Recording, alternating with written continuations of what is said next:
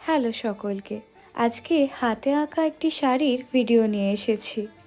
সত্যি বলতে এই শাড়িটি পুরো আঁকার ভিডিও আমার কাছে নেই, কারণ যখন শাড়িতে আঁকা হচ্ছিল তখন আরেকটি পাঞ্জাবির ওপর কাজ চলছিল, তাই পুরো ভিডিও করে ওঠা সম্ভব হয়নি।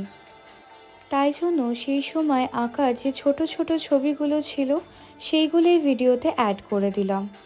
এই শাড়িটি সম্পূর্ণ করতে আমার প্রায় অনেকটা দিন সময় লেগে যায়।